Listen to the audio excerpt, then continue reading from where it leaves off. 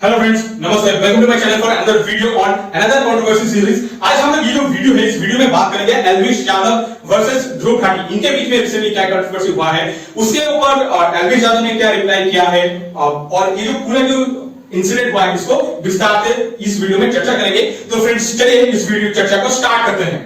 देखिए, पहले हम लोग जान लेते हैं कि इशू क्या हुआ है।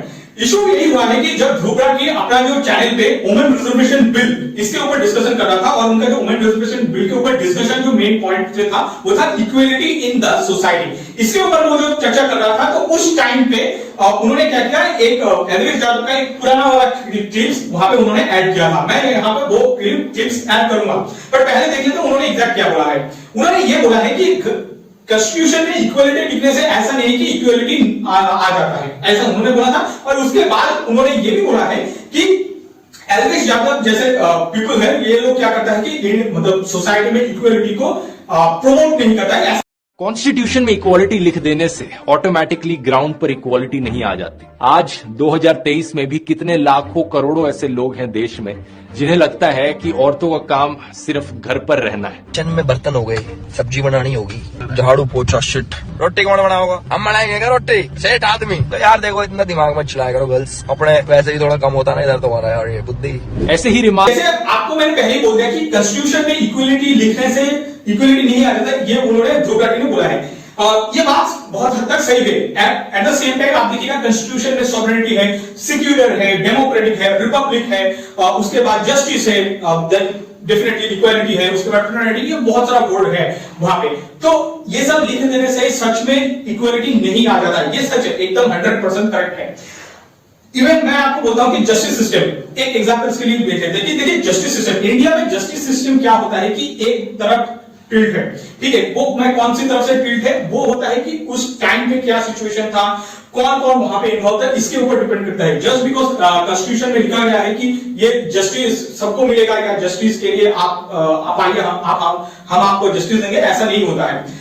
आप स्पेशली देखिएगा कि ये जो सुप्रीम कोर्ट है, सुप्रीम कोर्ट, हाई कोर्ट में जब जितना बड़ा बड़ा केस जो लड़ता है, या आप बोलिए जितना बड़ा बड़ा लॉयर है, बहुत से इंडिया में क्या होता है कि बहुत सारा जो लॉयर है ना, वो जज से ज्यादा कमाता है। इसके पीछे रीजन भी वही है, क्योंकि जस्टिस सिस्टम है ना, ये कमर्शलाइज हो चुका है। तो इसके वजह से किसको जस्टिस मिलेगा, किसको जस्टिस नहीं मिलेगा, जस्टिस कब मिलेगा, ये सब कुछ एक होता है कि एक कुछ पैरामीटर के ऊपर डिपेंड होता है। सिमिलरली आप जब यहाँ पे ध्रुव राठी ने ये बोला है कि इक्वालिटी के ऊपर, देखिए इक्वालिटी भी सेम ही है। इक्वालिटी ऐसा नहीं कि हर किसी को मिल जाएगा। और आप जब बोल रहे हैं ना कि इक्वालिटी, जो कॉन्स्टिट्यूशन का प्रीएम्बल में लिखा होता है इक्वालिटी, उसका क्या मतलब है?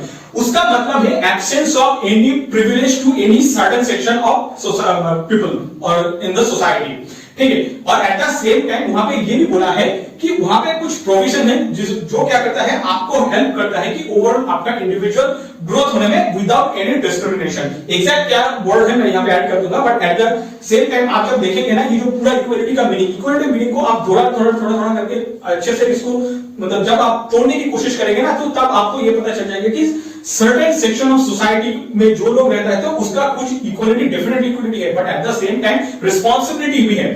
ध्रुव राठी ने एल्विश यादव को टोन इसलिए किया है क्योंकि एल्विश यादव ने ये बोला है कि महिला को कैसे काम करना चाहिए, घर का काम, ऐसा उन्होंने बोला था। फर्स्ट ऑफ ऑल मैं आपको बोलता हूं, वो जो कॉन्टेक्स्ट में वो बोला था ना, उस कॉन्टेक्स्ट से और ये जो वुमेन रिजर्वेशन बिल है, स्पेशली इक्वालिटी जो है, ये दोनों चीज ना, दो अलग चीज है। मतलब आप एक कॉन्टेक्स्ट में चीजों को देख रहे हैं, उसके बाद कभी कुछ और हुआ था, उस इंसिडेंट का एक छोटा क्लिपिंग्स ऐड करके यहाँ पे आप बोल रहे हैं कि ये मेरा वुमेन रिजर्वेशन बिल का एक्सप्लेनेशन है। ऐसा नहीं होता है। ये एक्चुअली होता है कि आपको जो मतलब आपका जो प्रोपेगेंडा है ना, उसको आप प्रमोट कर रहे हैं। ये ऐसे प्रतीति होता है, और ऐसा ही हुआ है इस इंसिडेंट में। एट द सेम टाइम आप ये जो बोल रहे हैं कि जैसे ध्रुव राठी ने बोला है कि वुमेन को ऐसा नहीं करना चाहिए, मतलब बहुत लोग ये सोचता है कि वुमेन को ये काम करना चाहिए। तो मैं आपको एग्जाम्पल देता हूँ, स्पेशली अपना दर्शकों से मैं उनको एड्रेस करना चाहूंगा इसके ऊपर। देखिए, आप मान लीजिए आपके घर में कुछ वुमेन से, आपका मम्मी पापा होगा, मम्मी होगा, या आपका बहन होगा, दीदी होगा, कोई भी होगा, तो आप उनके लिए कुछ सर्टेन वर्क एलोकेटेड है। फॉर एग्जांपल, आप जनरली आप देखेंगे ना, जो इसे वर्क लाइफ में जहां पे हैवी मैन्युफैक्चरिंग होता है, या मान लीजिए ये जो ऑयल ड्रिलिंग्स, यहाँ पे आपको हैवी मैन पावर चाहिए, हैवी मैन पावर में वहां पे वुमेन को रखा ही नहीं जाता है, ठीक है। इवन सेम थिंग आप देखिएगा आर्मी के फ्रंट में आप कभी भी नहीं देखेंगे कि एक महिला को सामने रखा जाता है।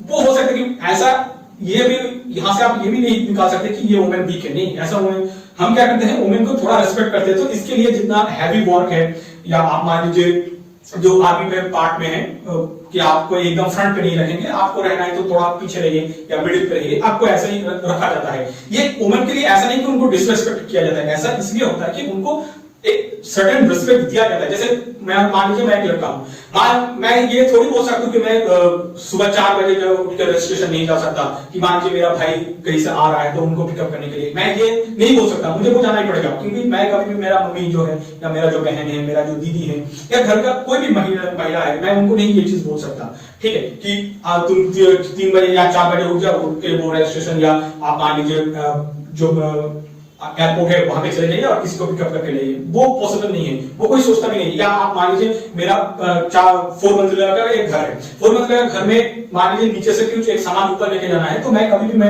वो चीज मैं अपने मम्मी को नहीं बोलूंगा, वो चीज मैं कभी भी अपना बहन को नहीं बोलूंगा, वो चीज कभी मैं अपना दीदी को नहीं बोलूंगा, ठीक है, वो मैं खुद ही कर लूंगा। या मान लीजिए मेरा कोई दादा है या कोई भाई है, मैं उनको बोलूंगा थोड़ा मुझे हेल्प करके, मैं कर लेता हूँ, ऐसा ही होता है। तो बोलने का तात्पर्य यही है, certain section of work is allocated for women, certain section of work is allocated for main. इस सेम टाइम आप ये भी देख लीजिए, ये जो बार-बार हाउस होल्ड वर्क को क्या करते हैं, बहुत लोग क्या करते हैं, डीमोटिवेट या आप बोल लीजिए उसको एक निम्न स्तर का कार्य मानता है, बहुत लोग ये करता है, ठीक है। इवन ये जो बोला है कि ना, ये एलपी यादव ने ये बोला है, एलपी यादव ने ऐसा नहीं बोला है, ठीक है, लेकिन ध्रुव राठी जो अपना वीडियो है उस वीडियो में उन्होंने बोला है कि नहीं, ये एवरेज यादव ने ये बोला है। तो आप मान लीजिए घर का जो बाकी काम है, फॉर एग्जांपल ये जो होता है ना, जो हाउस होल्ड वर्क होता है, जैसे कुकिंग टुकिंग, ये सब में ये खराब वर्क नहीं है। स्पेशली आप देखिएगा कि घर का जो महिला है वो लोग क्या करते हैं, घर का जो एक माहौल है, मतलब एक फैमिली स्ट्रक्चर, वो जो मेंटेन करने के लिए बहुत हेल्पफुल होता है। फॉर एग्जांपल आप देख लीजिए, बहुत बार इंडिया में क्या होता है कि ये एक आतंकवादी पकड़ा जाता है, ठीक है, जब आतंकवादी पकड़ा जाता है तो उसके बाद उनको बोला जाता है हेडमास्टर का बेटा। अब मान लीजिए हेडमास्टर का बेटा था, वो गलत संकेत के कारण ये हुआ था, लेकिन आप मान लीजिए उनका जो फैमिली स्ट्रक्चर सही रहता था ना, तो वो आतंकवादी कभी नहीं बनता, ठीक है। आप स्पेशली आप देखिएगा इंडिया में वुमेन तो डेफिनेटली वल्नरेबल है, स्पेशली कभी भी एक रेप होता है तो बोला जाता है कि वो मेंटली डिस्टेबल था। तो आप मान लीजिए आपका फैमिली स्ट्रक्चर स्ट्रांग रहता ना, या आपका मम्मी पापा घर में, तो वो जो मेंटली डिस्टेबलाइजेशन का पार्ट जो है ना, वो आता ही नहीं। इसके बाद आप लोग देखेंगे कि बहुत लोग क्या करते हैं, हिंदू मुस्लिम के चक्कर में दंगा में फंस जाता है, ठीक है। आप मान लीजिए कोई भी हिंदू हो या मुस्लिम है, दंगा में आप एक बार इन्वॉल्व हो जाएंगे तो उसके बाद आपका जो अपना फ्यूचर है वो फ्यूचर एकदम गड्ढे में चला गया, ये ध्यान रखिएगा।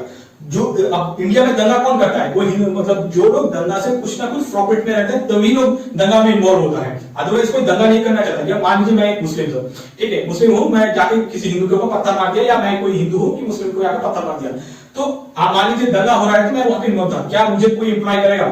सच में कोई एम्प्लॉय करेगा? आप सोचिए, इवन आप दूसरे का छोड़ दीजिए, क्या मैं मान लीजिए मेरा एक छोटा कंपनी है जहां पे 10 12 15 जो भी है 100 20 काम करता है, तो क्या मैं वहां पे एक आदमी को, एक ऐसा आदमी को रखूंगा कि जो ये हिंदू मुस्लिम करता है सारा दिन, काम नहीं है, कोई नहीं देखेगा। जो लोग इन्वॉल्व होता है दंगा में वो लोग अपना फ्यूचर डाल देता है। अब बैक टू आवर पॉइंट, आप मान लीजिए आपका फ्यूचर ये डम कैसे हो गया, आपका मान लीजिए फैमिली सिस्टम सही नहीं रहता है ना, तो आप क्या करेंगे, आपका जो बेटा या बेटी ये सब ड्रग या आप मान लीजिए ये सब दंगा, कहीं कहीं पे शराब या ये सब के चक्कर में आप फंस जाते हैं। तो उस टाइम पे भी ये जो महिला का जो काम है, स्पेशली जो हाउस होल्ड वर्क है, इसको सराहना चाहिए। हाँ, मान लीजिए बहुत सारे लोग इसको खराब नजर से देखता है, वो उनका अलग प्रॉब्लम है। और स्पेशली आप देखिएगा जैसे कि ये जितना डेवलप्ड कंट्रीज है, डेवलप्ड कंट्रीज में प्रॉब्लम क्या क्या हो रहा है कि देखिए आपका जो मतलब जो पॉपुलेशन है वो पॉपुलेशन एकदम नीचे की तरफ जा रहा है। मतलब आप मानिए स्पेशली एग्जांपल के लिए पकड़ लेते हैं साउथ कोरिया को। साउथ कोरिया में जो लोग हैं वो अभी 5 करोड़ है, लेकिन आप मान लीजिए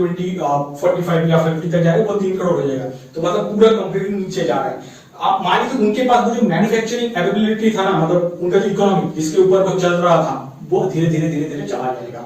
इसके बाद देखिएगा इंडिया में क्या हो रहा है कि ये जो वुमेन का जो पॉपुलेशन है ना, वो वुमेन का पॉपुलेशन मेल पॉपुलेशन से ज्यादा हो रहा है। और उस टाइम पे आप बार बार ये जो हमें हमारा राइट दो, हमें हमारा राइट दो, ये आप करने जाएंगे ना, तो over a period of time ये जो वुमेन है ना, ये पूरा सेक्शन ऑफ सोसाइटी ये वल्नरेबल कंडीशन में आ जाएगा। इसके पीछे रीजन ही है कि देखिए आपको मान लीजिए कुछ राइट्स चाहिए ना, तो राइट्स वो उन लोगों के लिए एप्लीकेबल होना चाहिए, या उन लोगों के लिए मतलब दिया जाता है कि जिनके पास राइट्स प्लस रिस्पांसिबिलिटी ये दोनों चीज एक साथ होना चाहिए, तब जाके आपका राइट्स जस्टिफाई होता है। अब मान लीजिए over a period of time सिर्फ आप ये करेंगे कि हमें राइट दो, हमें राइट दो, हमें राइट दो, तो वो ऐसा नहीं कि मतलब आपको कोई नहीं दे रहा, आपको दे देगा, लेकिन over a period of time आप देखिएगा कि आप अपने आप को वल्नरेबल कर रहे हैं। अब अगेन हम लोग आ जाते हैं कि ये इक्वलिटी के ऊपर, क्योंकि यही मेन जो टॉपिक था। तो जब आप इक्वलिटी के ऊपर बात कर रहे हैं तो अननेसेसरी, मान लीजिए कैरोला गोस्वामी के साथ आपका ये जो चल रहा था, मतलब बहुत दिनों से चल रहा है, 2018, 19, 20, 21, 22, 23, मतलब इतना दिनों से ये चीज चल रहा है और ये चीज को कोई बंद नहीं कर रहा है। ठीक है, एक दूसरे को क्या कर रहे हैं कि मतलब आग में वो घी डालने का काम ये चल रहा है। तो उस टाइम पे इसको क्या इक्वलिटी समझ में नहीं आया था। उसके बाद बहुत जो लोग बोलते हैं कि देखिए कॉन्स्टिट्यूशन में, जैसे मैंने आपको पहले बोल दिया कि इक्वलिटी, जस्टिस, ये सब है, सॉवरेनिटी, सेक्युलर, सोशलिस्ट, ये सब तो था, but at the same time ये फ्रेटर्निटी वर्ड भी रहता है। अब फ्रेटर्निटी क्या, ध्रुव राठी यादव के साथ ये कर रहा है, तो ये क्या है, मतलब ये क्या सच में फ्रेटर्निटी जो वर्ड है इसको रेस्पेक्ट करना होता है कि नहीं होता है? अच्छा, फ्रेटर्निटी वर्ड शायद आप लोगों में से जो लोग देख रहे हैं उनको नहीं पता होगा कि फ्रेटर्निटी वर्ड का मतलब होता है ब्रदरहुड। ठीक है, तो ये जो चीज चल रहा है ना, ये हर बार ये मत सोचिएगा कि किसी वन साइडेड होगा या एक तरफ से थप्पड़ आएगा, ऐसा नहीं है। अभी 2023 में है कि हर कोई कोशिश कर रहा है मतलब थप्पड़ मारने की। इवन विद दिस थिंग कि देखिएगा एलवी यादव ने भी इसके ऊपर एक रिस्पॉन्स किया है। चल भाई गले लग मेरे, चल हाँ भाई अभी बदलता हूँ। नमस्कार दोस्तों, मैं आप With these things, let's wrap up this video for today. Thank you guys for watching this video till the end. आपसे मुलाकात होगा next video में. Till then, bye bye.